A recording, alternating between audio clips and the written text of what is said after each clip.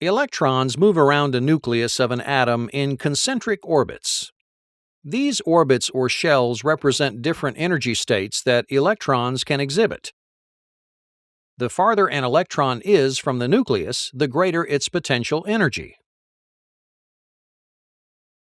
While electrons typically remain in their prescribed orbital energy level, it's possible for an electron to be knocked from its lower orbit into a higher one.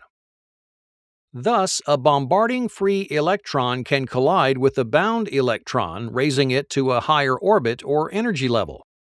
This electron is now in a state of excitation. However, this higher orbital status is fleeting.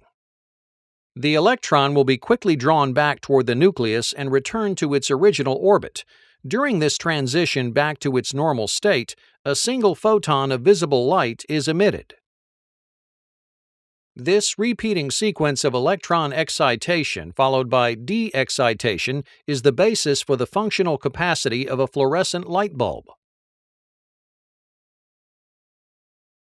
A typical fluorescent bulb is filled with argon gas and a minuscule amount of vaporized mercury.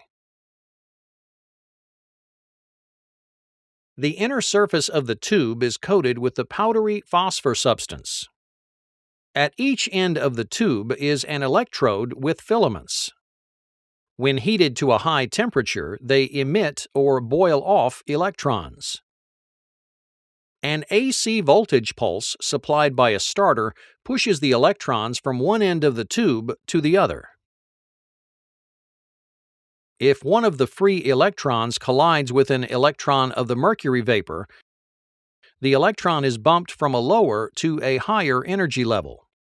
The electron quickly returns to its lower energy state and in the process releases an ultraviolet photon. This photon is then absorbed by the electrons of the phosphor powder lining the tube, again exciting electrons in the process. This excitation is followed in turn by de-excitation and the release of a low-frequency photon. The photons from all these reactions combine to produce the glow of white light, characteristic of fluorescent bulbs.